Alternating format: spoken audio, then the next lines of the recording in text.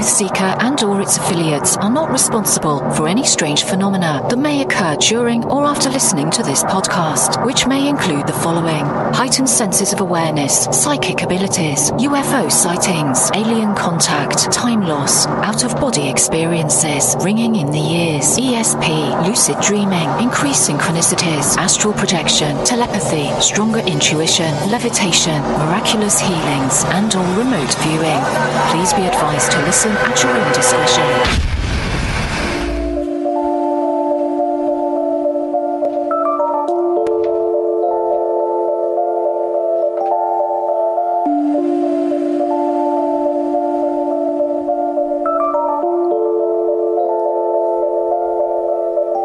Won't you come and take me away?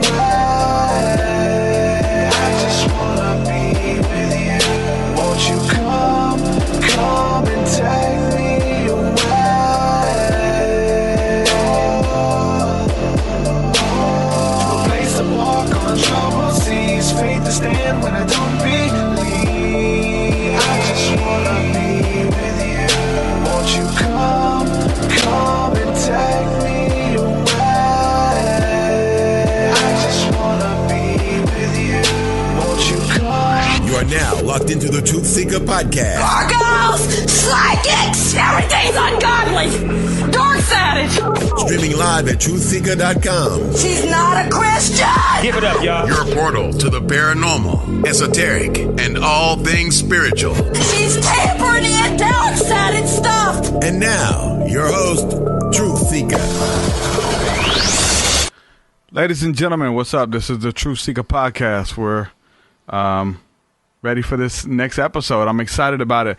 Got a special guest for you guys tonight. James Gilliland is a good friend of mine, man. Somebody who I look up to. I try to mention his name as much as I can, dealing with spirituality, ufology, things along those lines. When I first started this podcast, it was called The Awakening Podcast, and had a couple episodes under my belt, and had the privilege to have James Gilliland on my show. And it was one of the biggest shows that I've done. And it was so funny because talking to him for the first time, I was like a little schoolgirl.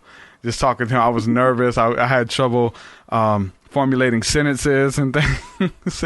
I was just so honored to have him on, just for doing so much research and listening to his work, and just hours and hours of stuff. So I'm privileged to have him on again. And I think that was back in 2012, and we'll get into that a little bit too. But that was in 2012 when I first started podcasting. So I'm excited to speak with him tonight. I haven't talked with him since, so this is going to be good. Quick update. We're going to be doing, for the patrons, everybody who's supporting, we're going to do something a little bit different. I'm going to be taking one of the podcasts away. I've been doing like 3 podcasts a week. And so we're just going to take one, and we're going to turn it into essentially an online school of the spirit. So a lot of people are wanting to get into activation. They wanted to get into community and try to make some of this stuff tangible in their lives versus just hearing about it. So what we're going to do is one day a week, probably Thursday nights, we'll just have just a community come together where we just share stories and experiences and try to teach you guys how to activate these giftings and callings and abilities that we've been talking about on the show for so long. And so much of it's just theory. We want to be able to equip you guys to go out there into the world and see change, with being able to sense things that's going on in people's lives to bring about change and stuff. So Thursday nights, we're going to be doing that. It's going to be the online school of the spirit. If you're supporting on Patreon, you'll have access to that whole membership. Head on over to patreon.com/truthseeker, and there you can sign up to give and unlock a bunch of special features. And we also have unreleased music over there. I've been working on a lot of music, and it's available over there on the Patreon. Thank you from the bottom of my heart, everybody who has been supporting. You guys mean the world. I'm excited about 2018 and what is going on now. Speaking of 2018, me and James was kind of getting into a little discussion, before we went live, and I was like, hold on, we got to hold that until we go live, because it's too good. And we're going to talk about that. James Gilliland, welcome to the show, brother. How are you? Doing great. Thanks for having me on the show. Man, it's good to see you again, brother. Yeah, you too. And I just wanted to say, I put my pants on one leg at a time like everybody else. So I want to talk about that too. Yeah, I always tell people, it's like, when you start worshiping things outside of yourself, you're diminishing your own God connection or spirit creator connection. And that's going on so much right now. It's kind of sad. That needs to come to an end. But people are figuring it out, and they're realizing that the real connection is through themselves. Yep. And it's being authentic. And that's something that exactly, even though, because it's something that you didn't do, you haven't painted yourself to be this big guru or try to portray yourself in a certain light or an image. You're just James. You show up. What you see is what you get. I watched a video just a while ago of you and Peter jamming out, playing music and just having a good time, just being dudes, bro. So I think that's a big thing too, because that was a hurdle for me to get over. Because people, we talk about these deep esoteric subjects and having, these different interactions with ETs and aliens and things like that. People look at that as being so spiritually advanced, but we're just down to earth. So where is the connection there? Because your fans want you to be this Jesus figure when you're like, I kind of am, but I'm a regular dude too. How do we join that together?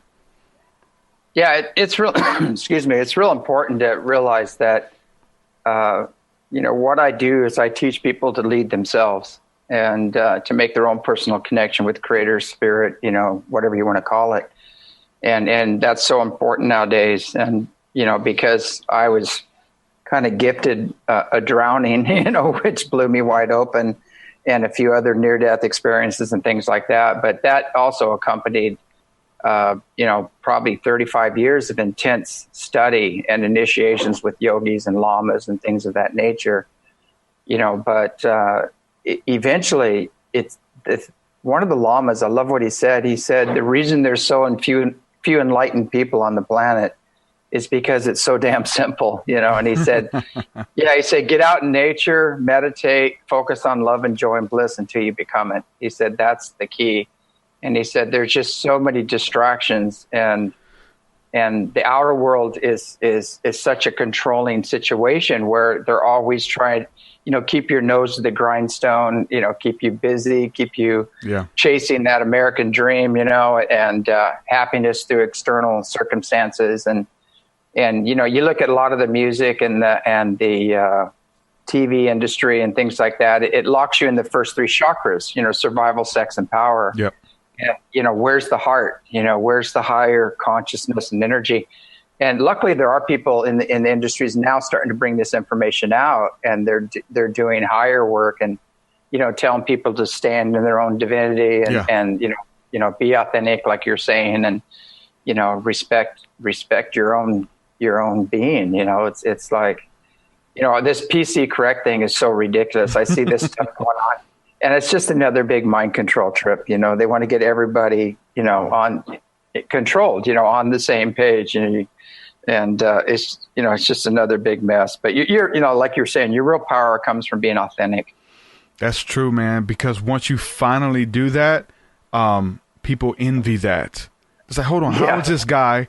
He's laughing, he's smiling, he's crying. He's distraught. You're just being yourself, and other people have this shell, this exterior layer of this person that they have to pretend to be. And I had to go through that with my fans, and they want me to be this supreme esoteric guru, which I guess in a case I am in a sense, but then in a sense I'm a regular person too, and both are okay. It's not like I can't show you the regular side who was cheering for the Alabama football game last night. I'm in Alabama, So, and joining the two, man, Exactly. It's like people put me up on a pedestal, I burp and fart and tell bad jokes. And I have a wicked sense of humor sometimes, but I usually use it for, teaching and helping people. But, I tell you, there's this weird concept that people don't think that's not God. Yeah. Yeah, exactly. You know what I mean?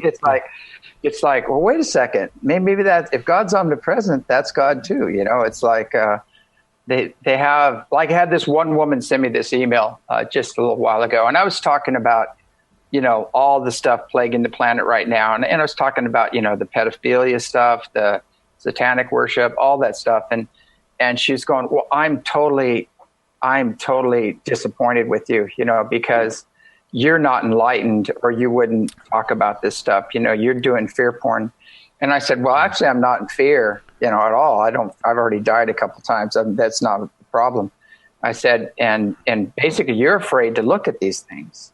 And I said, you're trapped into Stanford University program, a mind control program, where you're supposed to see everything is good and everything is love. And if you look at the dark side, then it's you. And so don't look at it, don't address it. And they have all these programs. A lot of the New Age teachings, unfortunately, are like a half truth. They don't cover the whole thing.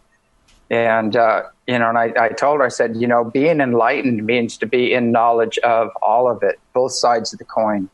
And you just can't look at one side of the coin and deny the other side, even if it's within you. And we've done.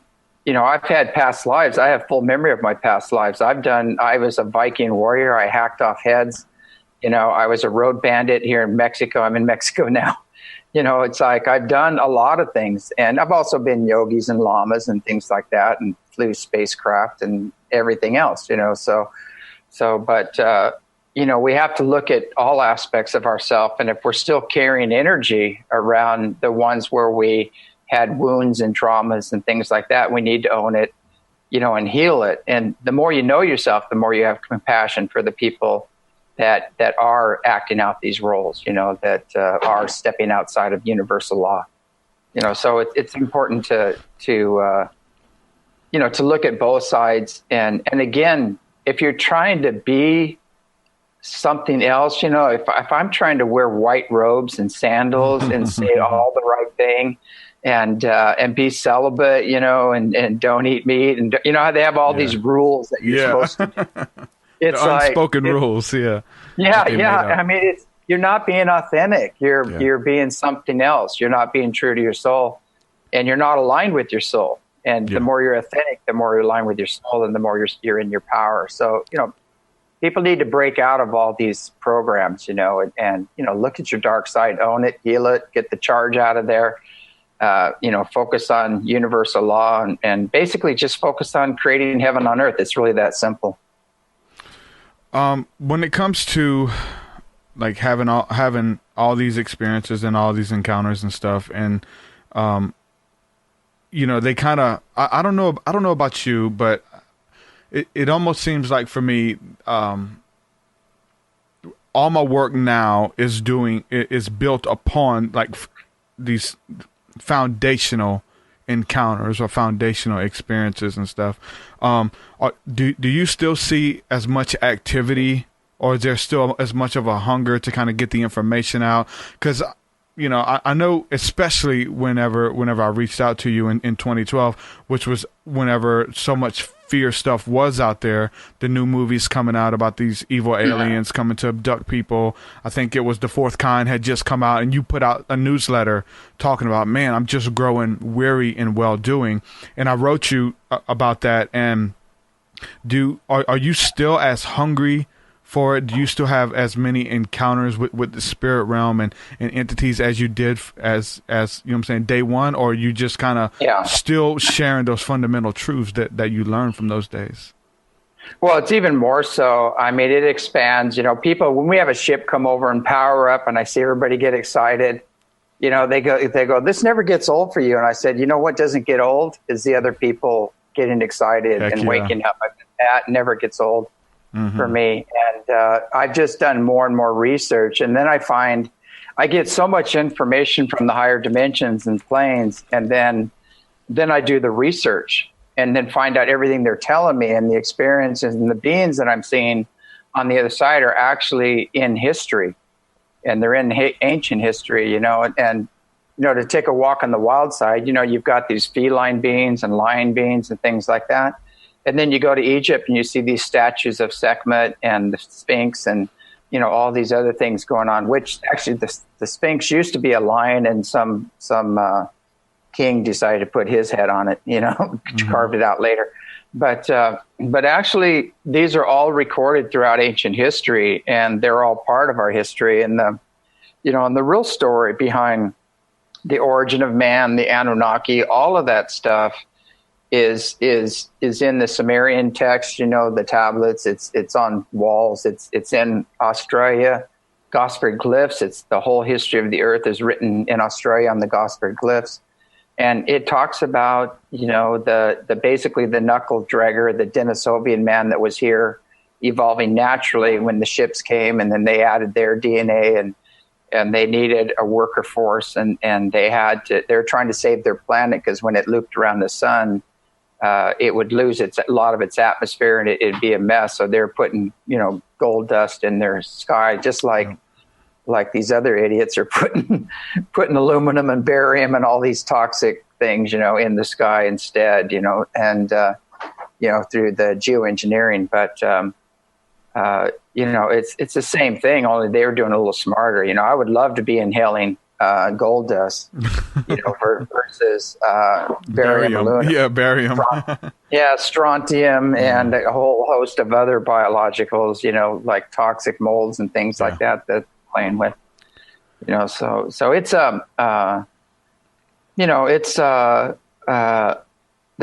there's a lot going on in our ancient history.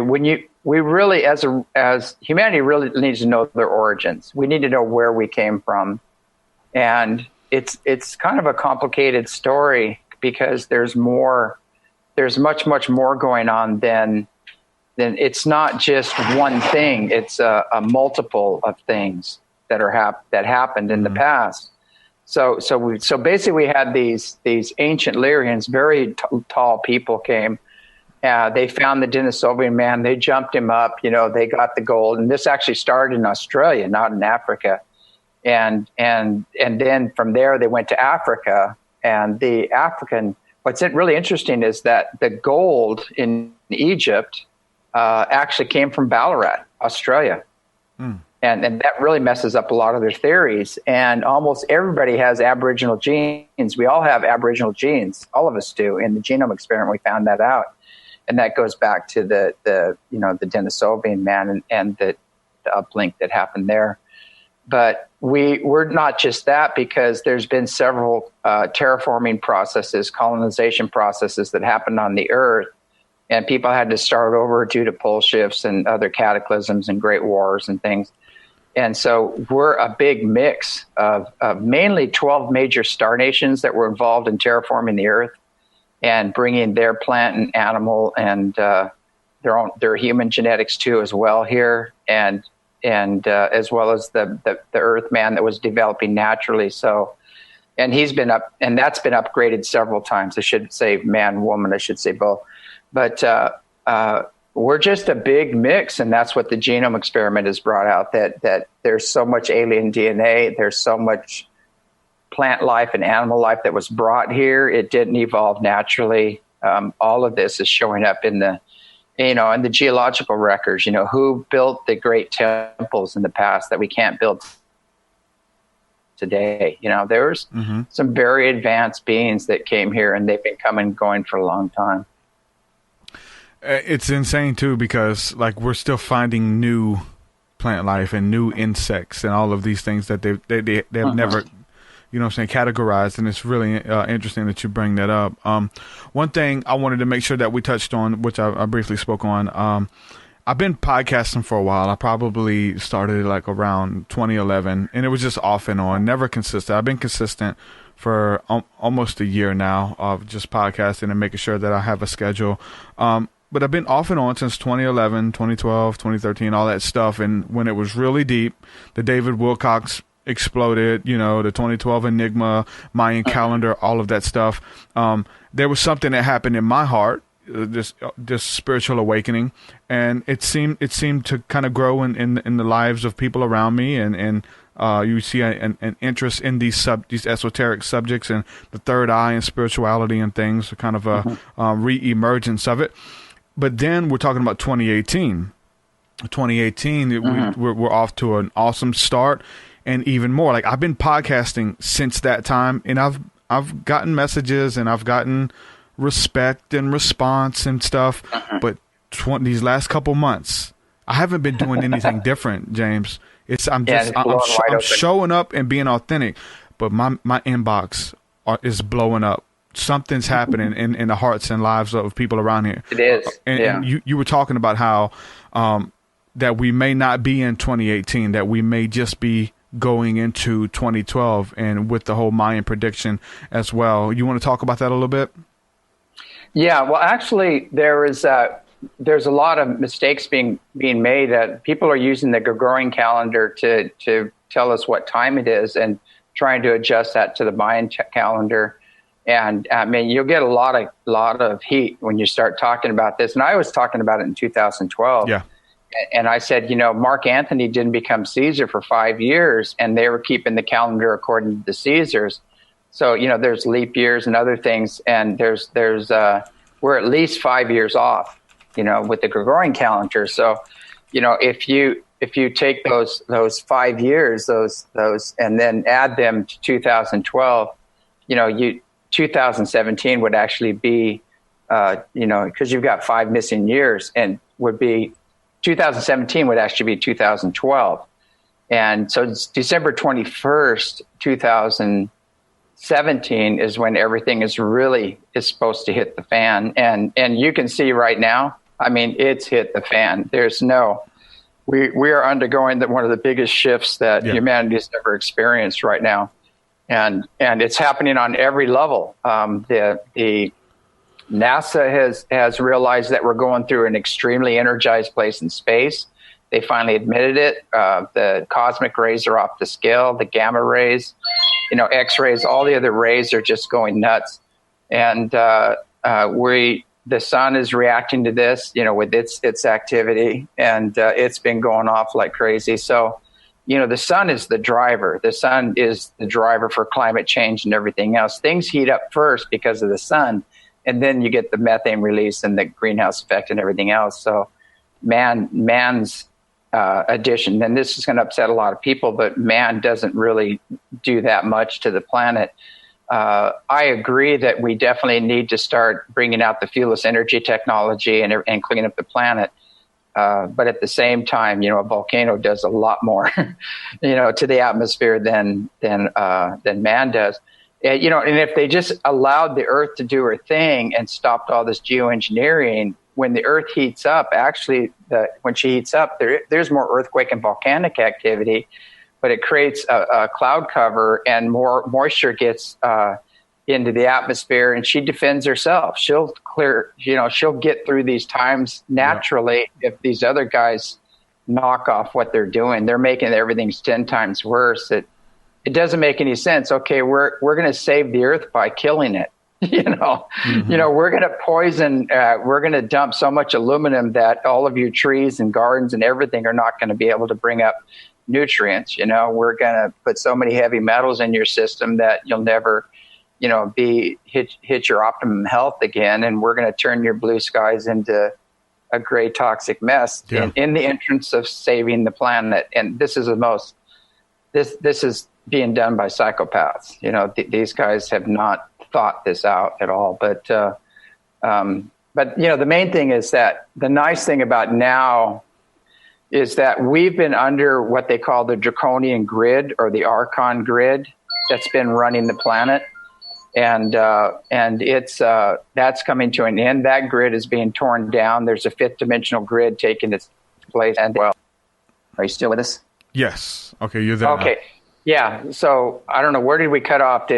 So that grid's coming down. There's a new grid taking its place, and the Earth, she's expanding as well. She's evolving, ascending. And so you've got the Earth ascending. You've got this universal law, this 5th dimensional grid pressing in, and the higher dimensional beings behind it, the source itself behind it. And then you've got in the middle, you've got humanity that has to, go to the next level. We have to go up to the next level we have to rise to the occasion, basically become frequency specific to the Earth's ascension process if we're going to stay here. And that's what people are undergoing right now. It's like the old draconian grid's been torn down, a new one's taken its place. The days of tyranny are coming to close, because those people that are focused on domination and control of others and enslaving the planet and destroying those guys are all imploding. That energy is a very heavy, dense energy, and their worlds are coming to an end. That's collapsing right now. And when you get into the darkest aspects of that, and this is going to upset some people, you go into the pedophile, satanic worship, child sacrifice stuff. That's the darkest level of that on the planet. But you also have other energies above that. You have non-human influences, and that's why there's so much inhumanity on the planet, because these are non-human influences. Mm-hmm. So all that's being cleaned up right now. And we just need to pull away. Don't support the beast. Don't, unhook your wagon from the beast, because it's about ready to go off the cliff, and start creating heaven on earth and, work along with universal law, basically. Just to let everybody know, we're going to be opening up the phone lines. The number's scrolling across the top of the screen, as well as in the descriptions on all the social media platforms and websites. So if you got a question for James or myself, feel free to call in. We're making ourselves available to answer any questions that you guys have. So make sure you take advantage of that. We'll be taking calls here shortly. Wanted to go into a little bit about this whole recent NASA or the government releasing this footage of this UFO or whatever that thing was that was in sight of that fighter pilot. And then they're finally like, no, we don't research this stuff. We're not into space exploration or aliens or nothing like that. And then they admit that they've been spending all of this money on UFO and alien research. I know what's coming, and I think we have a similar idea of what's coming. But if you want to vocalize, man, what do you think that whole thing is with NASA and the government finally coming out, trying to give disclosure about the UFO phenomenon and what's taking place? Yeah, that's a mess. The same people, they have a new star. They're putting star power behind it, to get this out. But it's the same people involved as the old disclosure. And what's sad is that, there are some really good people like, Michael Sala and Alfred Weber are doing their disclosure definitely. stuff and everything else. They're bringing out that, some really top information. But, there are a lot of posers and a lot of other stuff going on. And, the same group is trying to keep it in the past, Roswell, things like that, keep it nuts and bolts. Yeah. And keep you in fear. It's all bad. And even there's some saying it's all good, which is also totally irresponsible because it's not all good. But, the bottom line is that, disclosure, why not disclose all of it? We've been undergoing a transdimensional war. We've won that part of it. Now it's coming to Earth, and the cleanup is happening on Earth. There's a huge amount of positive influence coming in and help that's coming in right now that they're not addressing. They won't address that. You've got the Pleiadians, the Orion Council of Light, the Arcturians, Andromedans, and Sirians, a whole host of other beings that are coming to help liberate the Earth, from these other forces. You're not hearing anything about that.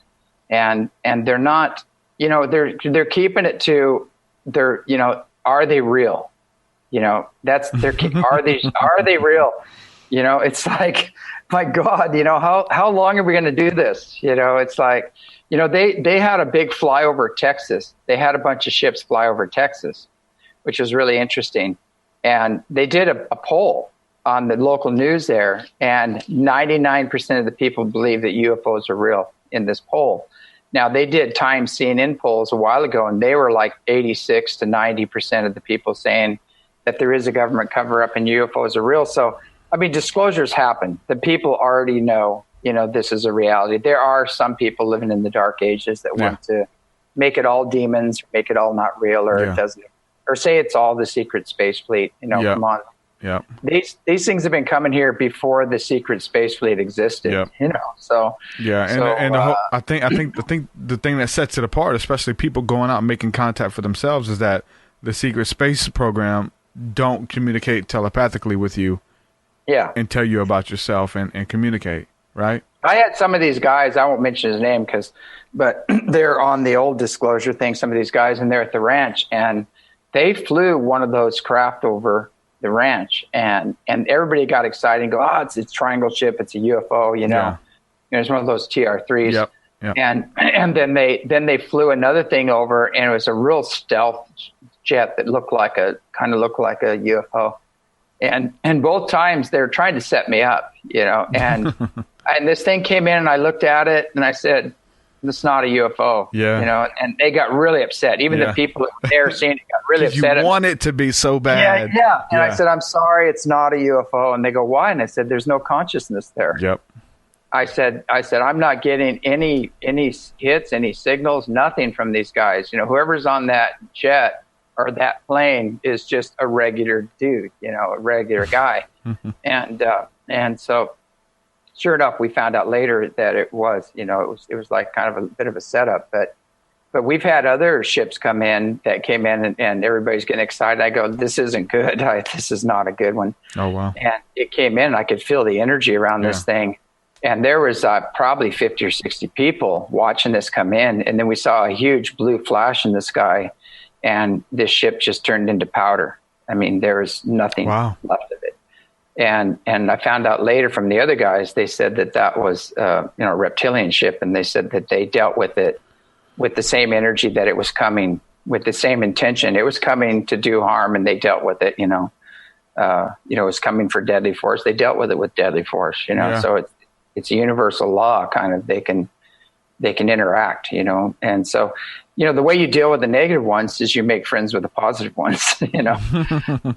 Exactly. And that's what, because like I get, you know, coming out of religion, and I deal with a lot of people who are coming out of religion, and I'm patient with a lot of them. And so a lot of it is demonic to them. You know, if you meditate, demons will inhabit your body, things like that. Yeah. And, you know what I'm saying? They want to know, how can I be sure? It's like, well, you need to get in contact with the beings of light, those who have your best interest in mind, right? And and if you do that, then you have nothing to fear, and because love casts out fear. And there's scriptures upon scriptures, even for those who are in that, to understand that that love conquers all, and love is greater than any darkness. And so when it comes to having your own encounters and stuff, I'm just afraid of what I don't think I'm afraid of. I just know what's going to happen. I know that eventually they're going to sway this whole UFO thing that they're letting out, and they're letting the cat out of the bag when disclosure's been happening on the ground level. I know they're going to sway it for the bad and say that they're going to create this new Al-Qaeda, this new threat, a threat that we need to, you know, come together and, you know, fight against, and, you know, bring about these new laws and these new, you know, taking away our rights and things like that. They use all of this stuff to do that, you know? Yeah, these, I tell you what, they're controlling the narrative, basically, is what they're doing, and that's what you have to be careful with. And there's nothing to fear about the ones coming. It's the ones that have been here. Exactly. And they've been here for a long time, ever since the beginning. They've been here since the original Anunnaki. You know, the fallen Anunnaki are part of it. There's malevolent greys involved in it, and some reptilian serpent beings and some other hybrid type of beings that are involved. But those are all being cleaned up right now. And they're being cleaned up by the benevolent ones. And, you know, if people want to really do the research, these beings are all throughout the Bible. They're all throughout the Vedic scriptures. You know, you read Ezekiel. I'll tell you now, this is going to be a hard one for some people. In Ezekiel, they have a shiny disc comes out of the firmament. It has bronze feet like calves. It has fire and brimstone coming out from underneath it. When it lands, it sounds like 1,000 rushing rivers. Yeah. What is that? I mean, that's pretty obvious. That's a ship, you know. And when it lands, out of it come cherubim with wheels within wheels with flashing lights all around them. Those are the little shuttlecraft that come out of it. And then this man that they call God, supposedly, steps out and orders 6 men with their shattering weapons to destroy all the men, women, and children of Israel. And they do. They lay the whole place to waste. And then he orders a man dressed in white linen to reach into the bowels of the cherubim, pull out hot coals, spread them around the city, and henceforth anybody who comes there will die a hideous death. Their hair and fingernails will fall out, and there'll be food for the raven and the beast. Okay, the white linen is probably a radioactive garment, and the hot coals are most likely some kind of radioactive material. and that's what happens. Your hair and your fingernail falls out and you die. And so, but if we're looking at this from a superstition point, from a superstitious thing, we're not going to understand what really happened there. And that's the origin of the wrathful God. And so in the Old Testament, you have this wrathful God that was a genocidal maniac, basically, that was a jealous, wrathful, you should fear God and everything else. And then you have Jesus showing up and he says, I bring a new covenant, an all loving, all forgiving God, a whole new image. And that's where people are really struggling with this, because they're afraid of becoming toast by doing the wrong thing. Yeah. Because of this old thing that happened in the past, historical thing. And this is going to be a really hard pill to swallow for people, but almost all of the bearded gods were these ancient ancestors. They were the bearded gods were the Anunnaki, the Greek gods, all of them were the same beings. Some were very loving and serving, and some were self-serving, and some were tyrants. And they had their turf wars between themselves. And that's where a lot of the religions came from. And I'm not saying these books are incorrect. They are historical accounts of things that happened, but we have to evolve and look at them with what we know now to really understand what happened in the past, because you also had this, there's a prophecy, they said there shall come a great one that'll bruise the head of the one who bruised the head of man. Yeah. And they're talking about Jesus, who came with the good guys and threw these other guys out, and kicked them out. And then, and again, he keeps speaking of an all-loving, all-forgiving God. And he also says the temple is within, that God is within you. It's closer than the hair on your head.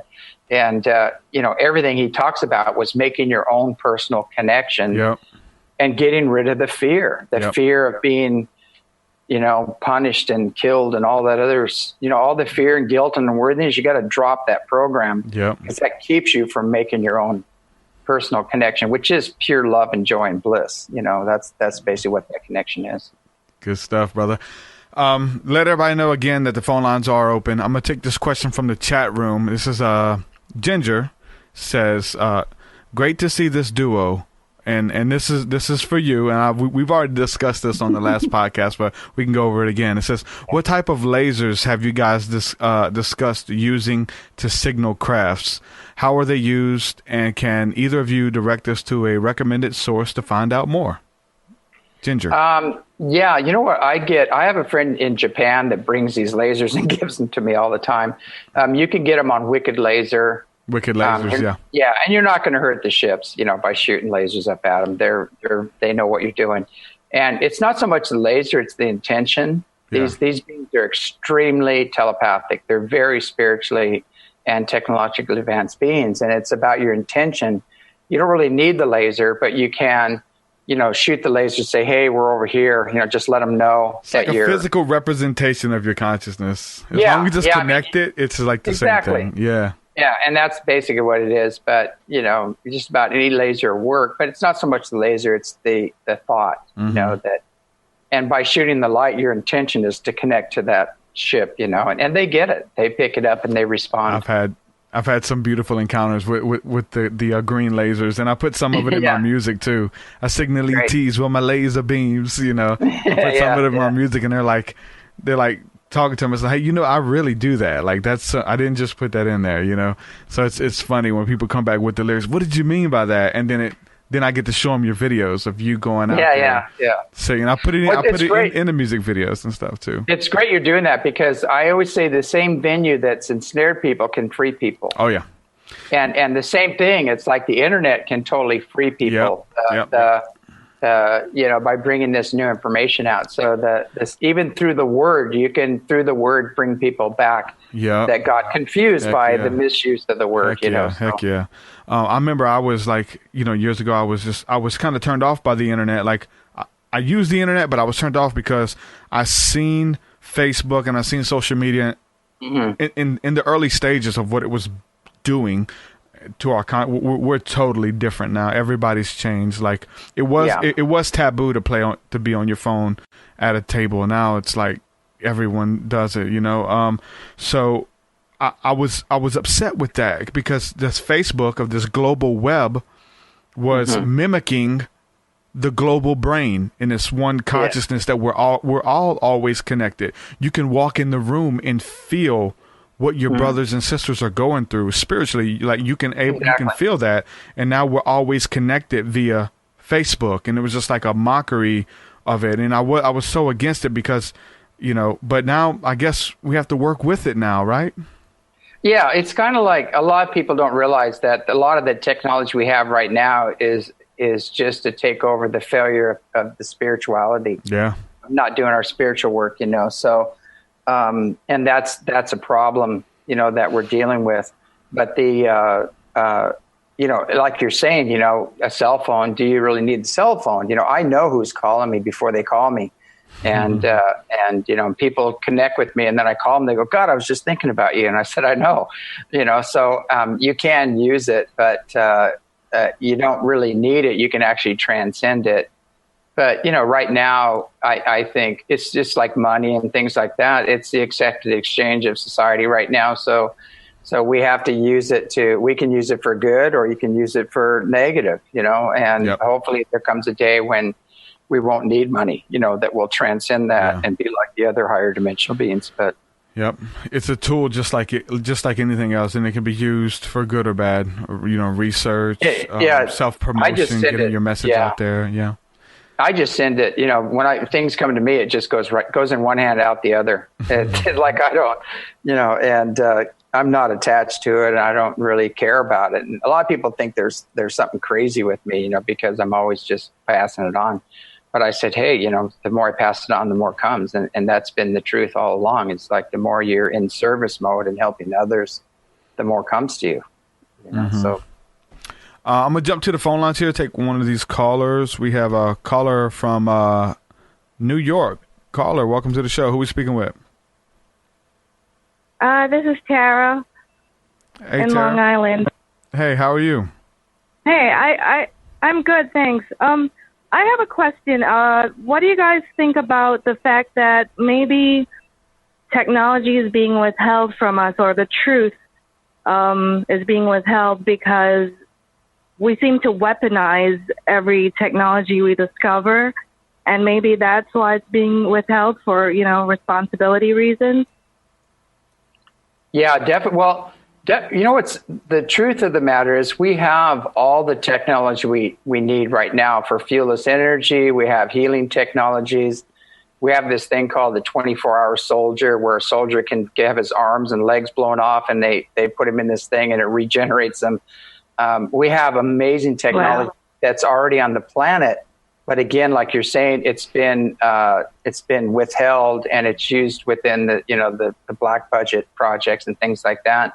And I think that is going to come to an end here this next year, and all that's going to start being released. I know where some of this technology is, and especially the fuelless energy technology and things like that. And I've been instrumental in getting that ready to be released, and so some of the healing technology as well. So that's one of my missions, is to bring this out, and especially the healing technologies. And we have these magnetic light tables that you lay on these tables, and they actually create a communication with your etheric body, which is your perfect. It's like the perfect, your perfect self, or what do you even call it? The perfect imprint. And it creates a communication from that level right straight into your physical cells, and repatterns, reprograms everything. There's a lot of oxygen therapies coming out, water technologies, crystallized oxygen, which is amazing. Cancer is anaerobic. It hates oxygen. You increase the blood oxygen and raise the pH, and cancer it backs it right out of your system. So all that stuff's available. I'm wondering if they're worried that everyone's going to live forever kind of thing, and then we'll run out of places to park. What do you think? I mean, there's a lot of planets out there that can sustain life, much more than we can imagine. And, True. And it's really not a problem. The problem is consciousness. It's not overpopulation. The problem is consciousness, because if you Absolutely. if you're aligned with the land, you can have a lot of people together and you can build things you wouldn't even know they were there and maintain the natural aspect to it. And there's a lot of ways of doing that. And we have the land and we have the technology now to drill the wells, to build the homes that are sustainable and, the fuelless energy and everything else. There's no problem with that. Our biggest problem that we have is this cabal and these guys that have been siphoning trillions of dollars and withholding all these technologies from the people. And that's being changed as we speak. And these people are being rounded up and their assets are being taken and put back into the treasury. And, they found like almost $550 trillion missing, with the Federal Reserve and these other guys. Well, you can imagine putting that back into the treasury and back into the infrastructure and taking care of poverty and homelessness and everything else. That's going to take care of a lot of problems. And then you also have this mass wealth that's going to be earmarked for humanitarian reasons that the Chinese elders are releasing as well. But we have to get these other guys out of the way so they can't divert it and steal it like they have been in the past. And that's what we're doing right now. So we're going to go through some really big changes, and they're really good. And this tyranny program and the gross uneven dispersal of wealth and all this stuff is coming to an end here, and it's going to happen very quickly. Yep. There was some whistleblowers. Keep up the good work, guys. Thanks, Fran. Appreciate you calling in. Thank you. There were some whistleblowers some years ago who, and we've totally seen it since then, which were saying that whatever you've seen in Hollywood, whatever you see in the movies, just know that we already have that technology. If you can think it, we have scientists that have already created it. And there's so much stuff. I mean, I remember when they were talking about guns that shoot around corners. There was a movie that came out years ago with, I think it was like, I want to say like Ben Affleck and Angelina Jolie or something. But they were like these special detectives, and they had guns that they would hold to the wall and it would shoot around corners. And then several months after that came out, they started showing this technology where they had guns that would actually do that, like these mirrors, and they'd hold it up to the wall and it would shoot and hit the target perfectly. And there's just so much technology that whatever's in the media, whatever's in the movies, they've already got the stuff, and we're so many years behind. I've heard it said, I don't know if this is true, probably, but I've heard it said we're 50 years behind whatever you see in the movies, that we have 50 years ahead of that technology. Minimum. We have probably way more. We're actually developing ships right now in the Black Project that are jumping dimensions right now. I think one of the problems with them is that the pilots, they get on these ships and they have like a near-death experience when they start jumping dimensions, and they come back and they don't want to work they don't want to be a part of the program anymore, so it's kind of, but no, we have I've held a device in my hand that's as big as a small pie plate, and it had 9 coils in it. Each coil put out 25,000 watts, and it was ice cold. And that'll run a town basically. And and we tried to kill it. I mean, we hooked it up to all these power strips, and we put the biggest load we could on it with everything. We couldn't stop it. So that stuff's on the planet right now. And, we have technology too. You could drop this device down, and this device will actually run on water. It'll take even sewer water, purify it. It'll come out crystal clear, oxygenated with crystallized oxygen in it. And the toxin stuff is burned off and creates energy, and actually drives the device, plus provides all the energy you need for the whole town. That's a game changer right there. You just drop it in the village, bam, everybody's hooked up, and pure water. I think it's crazy that like in the mainstream we hear about this stuff a little bit, but that's it. You hear about it. You hear about these different things that they have created, machines that they have created where they can burn off plastic, like old plastic and recycle plastic, and use it as fuel. But then they don't do it, and there's all this waste that they can use to make fuel out of. You hear about it, but then they don't do it. It's insane. I'll tell you what. Here's an interesting thing, because it's really hard for people to wrap their head around this, but you have to take it in baby steps, basically. So first of all, you go, hey, guess what? Did you know that you could run your car on water? That they're already splitting water, and you could run your car on water. And then, guess what? You know what? You don't even need water. You could use these these generators, and they'll charge your batteries, and you can run your electric car and go forever. You never have to stop for fuel. And then you could take the next step. You know what? You don't even need batteries. You could put this thing in there and it'll run your car without the batteries. And now you can go forever. You can drive the tires off your car. And then the next step would be, guess what? You don't even need tires. that you could actually beam up, your car. You could shift frequencies on your car, and you could jump and be in Australia for breakfast and come back to France for dinner and do whatever you want. That's total freedom.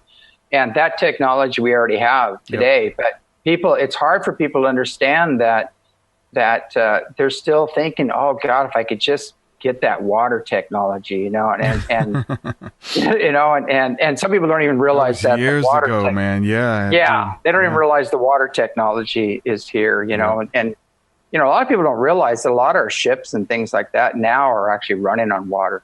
Mm-hmm. They're not running on diesel, and that's kind of a hidden thing. I probably shouldn't talk about it, but they don't need all these major ships and vessels out there and things like that the military stuff doesn't even need.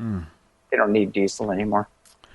Jumping back to the phone lines, we got a caller from looks like it says Pinecrest, California. Caller from California. Who are we speaking with? Hey, what's going on, Derek? Yeah, I'm calling in from Brightmoor. I just wanted to ask James Gilliland a little something. How you doing, James Gilliland? I'm a big fan. Oh, thanks. Doing great.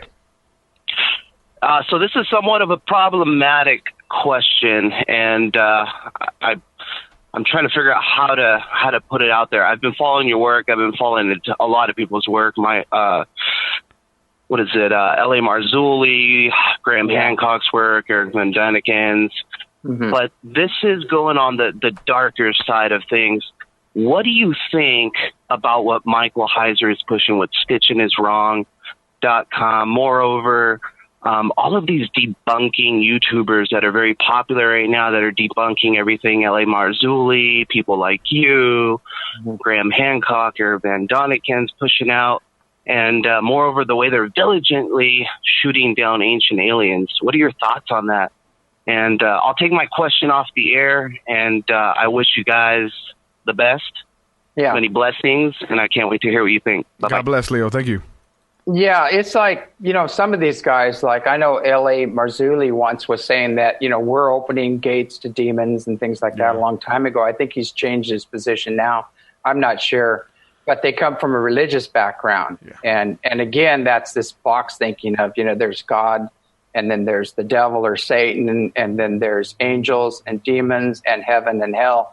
And it's a very narrow scope of things. And they have to fit things within their program or their belief system and things like that. And some are breaking out of it more and more. And a lot of the information has, it has some truth to it, and then it has a twist at the end. Yeah. And so you have to use your own discernment on these things. But, it's with Ancient Aliens. I know those guys, and I've talked to them several times, and I said, you guys, why are you still anchored in the past? I said, it's happening now. And Eric Von Daniken, all these guys, I've had face-to-face conversation with them. I said, you guys, what's going on? I go, why? I said, it's happening now. We're having contact now. All the people you talked about are back. They're here now. The temple builders, everything. Why don't you cover that? And they just said, we're only interested in antiquity. We don't care. Yeah. And it's sad, because they're, they're in a way they're giving you some truth, but it's a half truth. Why not bring the whole truth out? The sad thing is for me, man, is like, I think that's why my show's flourishing. My show's doing really good right now, James. I think it's because I come from the religious background, and I'm not afraid to address it and speak as an authority. And I've been on both sides.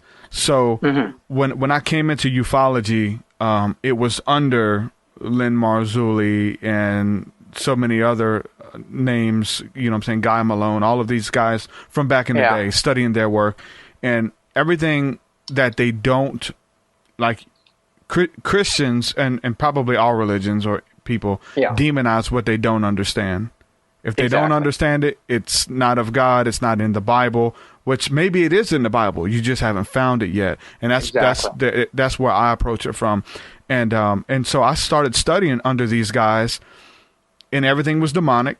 Aliens were demons. And then I found your work. And then I found David Wilcock. Then I found Greer, right? So you guys opened up a whole new realm of understanding as people who maybe approached it at the time, I thought, from a realm that was unbiased. You didn't have an agenda. You just looked at the information. You looked at the text. You looked at the experiences that people were having for what it was. And that was beautiful. So that's why I migrated from the Marzulis to you guys and fell in love with your work. And then recently, like a week ago, a friend of the family contacted my wife and myself and said that Len Marzulli was going to be in town, and he's coming to a church here, and thought that we would be head over heels to go. And I'm just like, I was like, my wife was like, hey, you want to go? She thought you'd be invited. I was like, I'm not going to that. Like, I know you would think I would want to, but there's like an agenda there.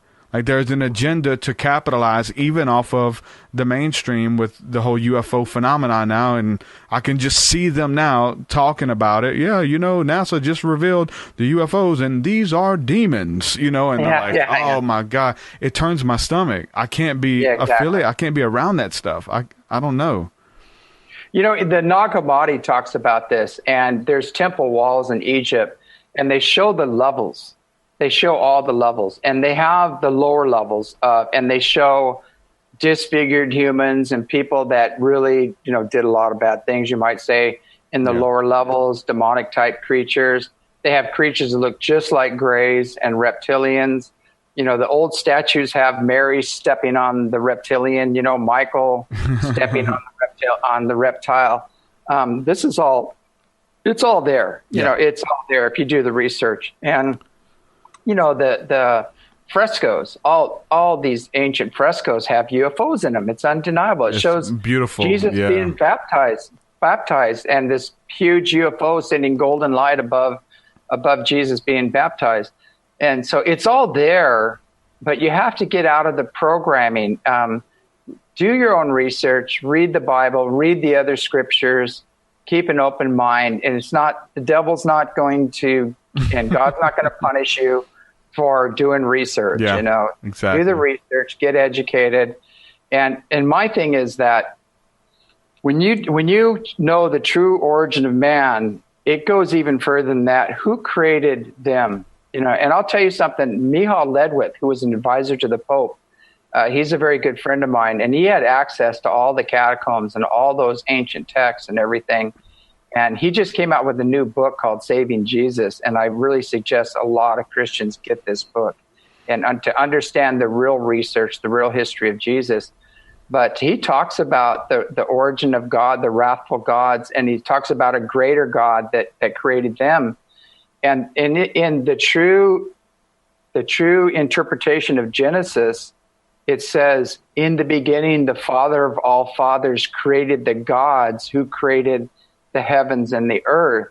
And Elohim, the name for God, has always been plural. Yep. So what are they saying here? What are they? And I'm just saying, I'm not trying to tell everybody how to think. Just do your own research. Yeah. It's all there. And it goes, and then go get the Lord's Prayer in Aramaic. Oh my God. It's beautiful. Total different. Oh my it's God. So beautiful. It's a whole different, and it's cosmic in nature. It's much more expanded. Yeah. And so when we really do the research, and I bring that all the time, I go, here's the original. It's so beautiful. Yeah. In Aramaic. Listen to this. And people go, oh my God, and they talk about, cosmic birther, of all things. And there's the whole image of the bearded God goes back. Every religion has their bearded gods, the Greek gods, the Jewish, all those guys. Jehovah the wrathful, was one of them. And then you have Yahweh, the all-loving, all-forgiving. Yeah. And people have a hard time understanding this, but they're different beings. They behave differently. And we need to understand the real origin. And it's going to be a hard pill to swallow for some people. But we have to go back ultimately, who created them? Mm-hmm. Where did they come from? Yeah. Did they have a mother? What about the house of Mary? Which was bigger than Jesus's teach group, his disciples. There was a house of Mary, the divine feminine, that was actually bigger. and that's where he hung out all the time. And his teachings were always, he said, the temple is within. Ye are all gods, children of, of the Most High. What happens when you grow up, And when you grow up, you expand to become one with the one consciousness that encompasses all consciousness that is within everybody. And that's what he taught. And he never taught to, you should not, the fear and the guilt and the unworthiness, that's the old program that we have to, and that's what controls the masses. Yeah. It's something that when, those people who come from that understanding, the Christian realm, they love to talk about demons. I love to talk about demons. Like I'm down for that. I have a lot of information on them. I've dealt with them. Exactly. Yeah, I've seen them. I've dealt with them. They exist. I'm not saying they don't exist. But it's like they would rather talk about the demons than talk about the angels. Like if we can't have one discussion without the other. Why is there a demon around every corner, but there's not a helper spirit? There's not an entity of love and of light that's here to assist and to help. Why can demons manifest and contact people? Why do you get uncomfortable when we talk about the angels are doing that? And that the whole story of ufologies from a biblical perspective ties right in with angelology and all of these different types and rankings. And the scriptures talk about the host of heaven, which talks about the fleets of Yahweh, these chariots of fire that fly through the night skies. I mean, it's all in there, and it's beautiful. So they get uncomfortable when we start talking about the angels, and I don't know why. You should be happy when we start talking about the angels, I think it was Elijah ascended in a fiery chariot, and he used to go to the river Jabar and talk to the lights that came down from the sky. All that stuff is in there, and it's so interesting. I see over and over, when you really understand this and read the ancient scriptures, you'll find it's all in there. They're replete with experiences, but you have to read them with an open mind. Yeah. You can't apply the old superstitious dogma to it, or you'll never understand this. And I mean, it's there's so much in there. It's just unbelievable that I can't believe they're missing it. There's a big difference between going to church and having somebody tell you what to think versus doing your own research. That's what I'm saying. Yeah. I said, don't have somebody tell you what to think. Do your own research and then start asking questions. Yeah. And I think maybe that's why my podcast is doing so good right now. Maybe because that it's not like, hey, take my word for it. I've been to hell and back. I've got the scars to prove it. Trust me, this is what happens. Like, I am doing that, but I'm saying you can do it too. Like, it's for you to encounter God. It's for you to have your own mystical experience. There's people, and I don't know if you've ran into them, I'm sure you have, who have had contact with ships, and they're telling the truth, but their story is that they're the chosen ones. That they are the one to bring this information versus the story, I think the narrative of which you go out there and do CE5 encounters where you're saying, look, this is for everybody. If you want to know bad enough, it's here for you. It's all you got to do is look up. Simply as that's all you got to do. Take the time and do it. So people kind of get caught up in the whole Messiah complex of that's sad. That they're the chosen ones. That's a lesson for a lot of people too, because maybe you have to deal with those thoughts. Maybe those thoughts, even your mind. Maybe there was a point where it crossed your mind that you were the one to usher in something big. I don't know if you've had to deal with those. Well, there are beings that they call faker spirits that will come in and they'll do flattery and they'll tell you you're the chosen one and everything else. But they're teaching separation. Yeah. And you got to stay humble. You have to stay humble, because when you're humble, you're in service. And when you're in service, you're connected. But you get into your self-service and you're the chosen one. And then you get into all that nonsense. They got you. The other side's got you. And I see that happening over and over again. And I see that with so many people in spirituality and ufology as well. Yeah. And they're in it for all the wrong reasons, and that's gonna come back and bite them in the butt here real soon. Before we go, I ain't gonna hold you up too long, James. I wanted to ask you about the whole thing with, like, they were seeing, you guys had footage and pictures of this type of not portal, but some type of opening in what is it, Mount Adams, Yeah. that was opening and closing and getting smaller and smaller. And then there's all of this footage and these experiences you guys have had of ships coming out of the mountain and things like that. What all happened with that? Well, it's a base, and they live underneath Mount Adams, just like Shasta and the Tetons and the volcanoes and things as well. Yeah, and they're Mexico. They're under the oceans. They're everywhere. They're based all over this planet.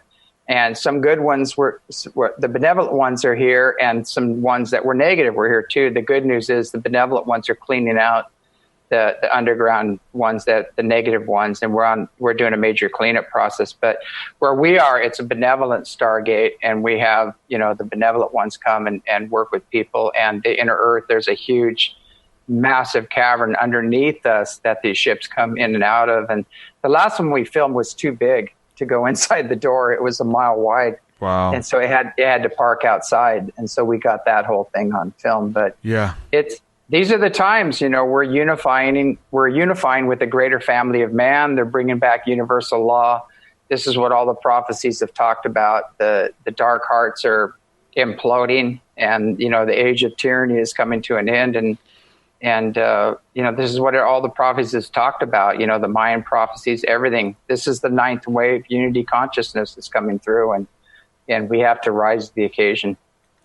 Before we part ways, James, if somebody's listening to this and they're into it, they want to go to the next level, they want to make contact, they want to know that something's real, what's something that people can do tangibly to maybe have proof? What can they do to have their own encounter? Well, we have all the information at the website. If they want to do the research, they can go to ECETI.org or ECETI Stargate on the YouTube channel and see that. But mainly just get out in nature and meditate and focus with your intent on connecting with the benevolent ones, the more spiritually and technologically advanced beings. If you put that intent out there and you meditate on that, eventually you're going to create that reality. But be specific, like set some ground rules, and you can call on Jesus or Buddha or Mary or Kuan Yin or whoever you want, to watch over, get your watch angel there if you need to make sure that you are working with the benevolent ones. There was a time where, and I know it stuck out to me, because when I was just coming into meditation, you talked about going into deep meditation and communicating with beings. And then I think it was your sister came home and there was a ship hovering above the house. Yeah. Making contact with you. Yeah. I thought I was talking to like angelic beings and things. And they said, actually, we're on a ship. And I go, okay, I've lost it, and I'm going to go out and dig and plant some trees or something. And I didn't even get to the front door. And my sister and her friends came up banging on the door and they said, you see it? And I said, see what? And there's a big light ship hovering right over the ranch. So a lot of people think they're being contacted by angels and things, and it could be like a fifth dimensional Pleiadian or a sixth dimensional Orion Council of Light being, or the Andromedans, which are mythologically known as archangels. They have magnetized light bodies, and they're 8 to 10 foot tall beings. So it's a big universe out there, and it's just not heaven and hell and God and the devil. It's much bigger than we can imagine. Yep. James, I appreciate you hanging out with me, brother. We got to do it again soon, man. Thanks for coming. All right. on. Thanks for having me on the show, and, be kind. Only thing I can say is create heaven on earth and stay within universal law and be kind to each other. That's all we need to do to turn this planet around. That's it. You heard the man. Check out his website. ECETI.org stands for Enlightened Contact with Extraterrestrial Intelligence. Make sure you guys go check out the work, the videos, all of this stuff. Tons of videos. I'm telling you, this is what got me. This is why I'm doing this podcast. This man right here, dude, you mean the world to me. You really do. I appreciate your work. I really do, man, from the bottom of my heart. Thank you, bro. Oh, thank you too for bringing this information out. It's so important right now. All right, James. Good night, brother. All right. Good night. Shalom. Peace. There it is, ladies and gentlemen. James Gilliland, ECETI Ranch, and I mean it. It's not just some type of flattery. Like I'm doing what I'm doing because of that guy. Blame him. Don't blame me. Right? Man, when I was having my experiences years ago, this was back in 2011, 2012, found his work. Looking up UFOs and looking up things like that, and there was one video. It was a video by a guy named Prophet Yahweh. I don't know if that rings any bell. I'm trying to get him on the show, Prophet Yahweh. But he went out there and summoned a UFO for the news station. News stations went out there. This older black guy goes out there and puts his hands up in the air. And he says he's able to summon UFOs on command by using the Hebrew version of the Bible. So, and I'm having these weird studies in the Bible about UFOs and about angels and having encounters and piquing my interest in it. And I found that video. And this guy's, the news crew captures it. There's this orb that comes into focus and they film it and it blows everybody away at the news station. They're just like, oh, wow, this worked. Whatever he's doing, something worked. They checked the flight schedules. There was not supposed to be anything in the air at that time. And that video blew me away, Prophet Yahweh. And that just took me a little bit deeper and deeper in my studying. And then guess what? Reading the scriptures and studying, I went out and I tried to summon UFOs. I went out there and I read the Hebrew version of the Bible. And I studied the scriptures and started making contact. And I started having crazy encounters like this dude I seen on the internet, Prophet Yahweh. Was that dude a shell? I don't know. I have no idea. But I know that after watching that, it built my faith to go out there and do that. Then I was led to the work of Patrick Cook, rest in peace, who, man, BibleUFO.com, the biggest online database of UFO, paranormal, and spiritual experiences in the Bible. That website, BibleUFO.com, it doesn't exist anymore. You can find it on the back web or whatever, like the pages that were archived. And I've tried to put some of it on my site because his wife deleted everything once he passed, which was just a couple years back. And but his work, and it's just showing you all of these scriptures about spirits in the Bible. Different spiritual interactions that you never heard about, of different prophets encountering spirits that you wouldn't have known unless it was given to you in this context. Like, this is what this is. And you're able to read it. You're like, oh my God, this is insane. BibleUFO.com was amazing. And so all of that stuff was foundational for me. And then having those experiences, who am I supposed to talk to about it? My pastor, my friends. I tried to freak them all out.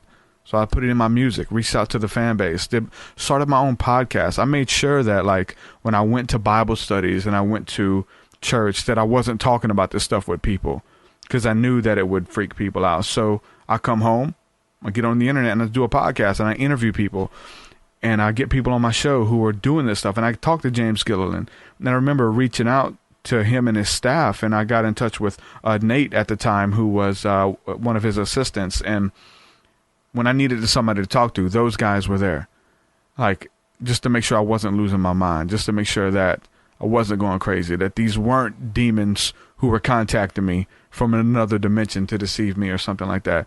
And it helped me make sense of everything. James Gilliland, his humility that he brings to the table, it's like no other. And he's been blacklisted, he's been looked over, he's been all of that stuff by some of the bigger stations and stuff. He's been scheduled to be on Coast to Coast AM, and he's on the phone waiting, and they never put him on for like hours, like he's been there. So we talked about that stuff, man. And I really appreciate his work. So and I haven't talked to him since 2012, since I started having my awakening and kind of going to those next levels. So it was such a blessing to have him on. Like I said, just going to touch on some of the things that we have coming up. Like I said, I want to do one night a week. We're going to do online School of the Spirit, School of the Mystics, where we just get into it, where people need prayer. People are going through a lot of stuff that they can't explain. They need somebody to talk to. I make myself available, but it's going to be on an even deeper, more intimate level. With people, there's so many of you guys that I see the potential in, but I hear your stories and I hear what you're going through, and I know what comes next. We have to be able to formulate a game plan for you. We have to create a safe environment for you to try to test out your spiritual abilities in, your gift of prophecy, your gift of healing, your gift of dreams and visions and intuition and empathy. We have to create a safe environment for that. That's what I'm doing. Thursday nights, the School of the Spirit. It's going to be available for people supporting on Patreon. And I don't know if we're going to do it through Discord or Zoom video chat or what, but we're going to make it available. I'm talking to Adam Starseed. He's going to be helping me with it as well. You already know Christy Lee in her show. She's going to be promoting it, and she's going to be in with it. Dano, Leo. I've been talking to Leo about it. Leo called in from Woodhaven there earlier. I appreciate you calling, Leo. There's Nicole there in the chat room. All of these people are going to be a part of it. Nicole and Chris, and it's going to be good. We have to create a safe environment. That's where I came from. I came from a place of it was okay to try, and it was okay to fail. It was okay to mess up, and we would try to prophesy. We would try to pick up energies and move in the spirit of discernment on one another, and it was okay to mess up. There was grace there, and we learned, and I learned how to use it. Then guess what? In those safe places, I've been able to go out into the public and do it. And what we were doing in our home meetings, I was able to go out and do in Walmart. I was able to go into the doctor's office and do, and have a confidence and a faith that allowed me to go out and do that. So we're going to do it. Online School of the Spirit. I'm excited about it, and it's just trying to formulate it because I'm have all these people supporting. I get all these messages, and I'm able to see like the next level for a lot of people. But I just have to be able to go into a way of like have this confidence in you. Like I can be confident in you, but for you to be confident in yourself and kind of take it to the next level. We're going to do it. Online School of the Spirit. I'm going to do it on Thursday nights. We're going to do this. And Carolyn and Nicole and Matt are all commenting. Matt says, when's it going to start? It's going to start very soon. The next few weeks. You'll definitely be notified. Carolyn says, I always wonder about the powerful kind being felt. That's my home at a particular time. It when two benevolent male energy beings heard. You too, Carolyn, because I've been hearing you speak about energies and being empathic and intuitive, and there's a place for you. So we want to create a place where, because you guys are needed. Every single one of you guys who are listening, you are needed. There is a place for you. You're not forgotten. You're not alone, right? Maybe that's why this podcast is doing so well right now. It's just a place where you just know that, hey, I'm not alone. I'm not the only crazy person here. Truth Seekers with me. There's lots of people listening to this show on the back end, on the iTunes and podcasting. There's so many people listening, so many people reaching out. We have to formulate something. All I'm doing is trying. I'm trying to get the vision. I'm trying to make it happen. And I thank you guys for being patient with me. I thank you guys for supporting me. To do that, to be affiliated with what we're doing, $1 a week. $1 a week. You know what I'm saying? I think anybody can do that just to help us pay for this stuff, and to also let us know that you care about it. You head on over to patreon.com/truthseeker. I've been working on the website, working on new music as well. So I'm staying really busy trying to get all this info out there, and the gears are turning. There's so much to get out. I'm still working on the stuff I promised. I'm still working on the teachings that you guys are waiting on, the whole Jezebel thing. I haven't forgotten about it. I'm almost done with it. I have so much going on. We're going to address that too. Being single-minded with 1,000 visions. We're going to address that. It's many of you guys. That's why you're putting your hand to the plow in one thing, and you're good at it. And then there's this other thing. And then there's this other thing I'm good at. But I love this. And you got your hands in 17 different things. And you're a jack of all trades, but essentially become a master of none. So we're going to talk about focusing in on what works, keeping the faith, staying on the path, and moving in the spirit of consistency, authenticity, and excellence. That's what's working, guys. It's working. It totally is. That's what we're doing. 2018, I don't know if it came across as well, but he was talking about 2018 was essentially, according to the old calendar, 2012, that we're just now coming into the new energies. I can't vouch for that. I've done the research in the past, and there's many people who believe that. I will say this: there's a lot of people who are waking up right now. There's a lot of people who are having these encounters. There's a lot of people who have questions. There's a lot of people fed up with status quo. There's a lot of people who know that they were put here to do great things, and they have no idea how to get started. This is what we're doing. The School of the Spirit, man. TruthSeeker.com.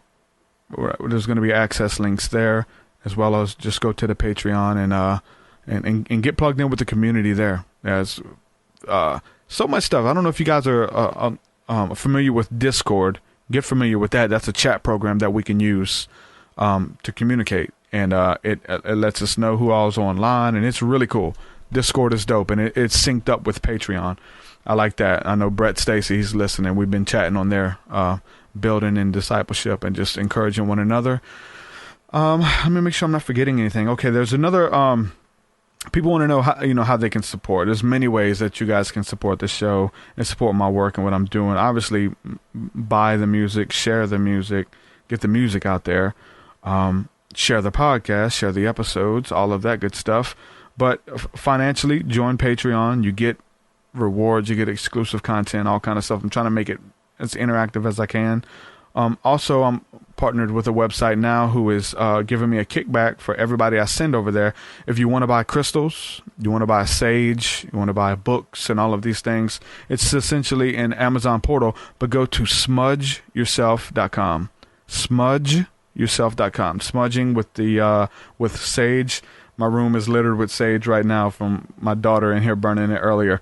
So smudgeyourself.com. There you can buy sage, copal resin, incense, frankincense, tarot cards. Like, there's all kinds of stuff. Whatever you want, you can buy it through that portal, and I get a kickback. They support what I'm doing. Smudgeyourself.com.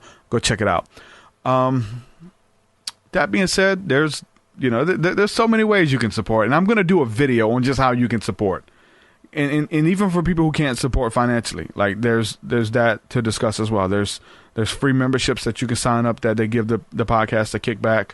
All kinds of stuff. And I'm going to do a video explaining ways to do that. But yeah, my stream schedule is now posted on the website, truthseeker.com. Go there, and at the top, you'll see the stream schedule. And it's when I'm going live, so you can plan it. I usually try to do 10 a.m. or 7 p.m. And so some of the future interviews that I have planned right now are coming up. Another big thing, I'm partnering with some really big names out there. I'm been asked to be a guest on Project Camelot. That's a huge portal, just like James Gilliland. When I first started out, I ran into Project Camelot videos, and they want me on their show. I'm going to be doing an interview with Carrie Cassidy. I'll be sure to share that out when I go on her show. I just did another interview with our friends over at The System Is Down podcast. That was a great interview. He shared that, and as soon as he shared that interview, man, so many people left his group, man, because like the information he named the video "Opening Your Third Eye to Find Jesus," and that just messed people up. But yeah, I've been doing a lot of interviews lately. I'm ready to do a lot more. I enjoy talking about this stuff. So many ways to support. We're gonna keep doing it. Had that Jordan Maxwell interview. Had the James Gilliland interview. I got stood up for 2 other interviews the last 2 days, but we're not going to talk about that. But I'm going to be interviewed by Whitley Strieber, the man who wrote the wrote the book Communion, which was turned into a movie. His role was played by Christopher Walken. I'm going to be interviewed, but that movie scared the mess out of me as a kid. There's an alien scene in that movie that scared the mess out of me. I'm going to be interviewed by Whitley Strieber. I'm excited about that, man. That's a dream come true, really, right? Who would think about that as being like a 7-8-year-old kid, 9-year-old kid watching that movie, and then you're going to be interviewed by that guy when you grow up, like the person. I don't know. Synchronicity is beautiful. Life is beautiful. I'm also, Carrie Cassidy's going to be on my show too. So we're returning the favor. I'm going on her show. She's coming on my show. We're going to do it.